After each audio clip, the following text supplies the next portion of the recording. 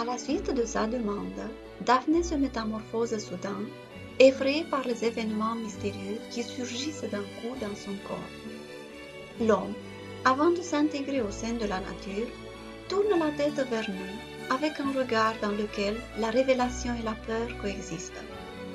Sa chevelure a une consistance de bois, mais la bouche, d'une volupté diaphane, se retourne vers Apollon le vainqueur avec un geste tendre et désespéré, une dernière tentative de le refuser et de le retrouver à la fois.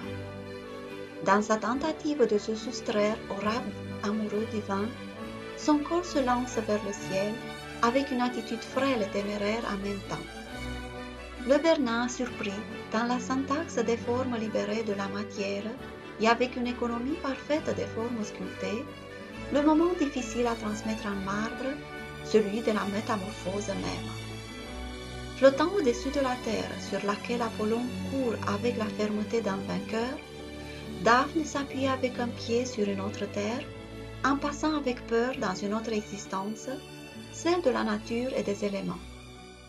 Regardé de face, le groupe statuaire présente le corps de la jeune fille, à moitié chair, à moitié en bois, glissant par une alchimie douloureuse vers la matière liquéfiée, une crucifixion en effet effilée sur la verticale.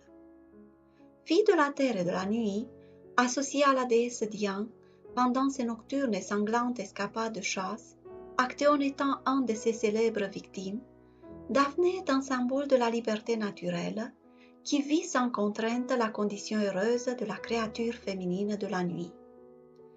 C'est ici la raison qui justifie son refus permanent d'aimer un dieu et la force de supporter le supplice pour garder en revanche sa liberté et sa chasteté de Vestale. Elle refuse en effet la vie sociale, l'organisation de la vie conforme aux préjugés sociaux, en respectant avec piété les lois de la nature, la mère divine.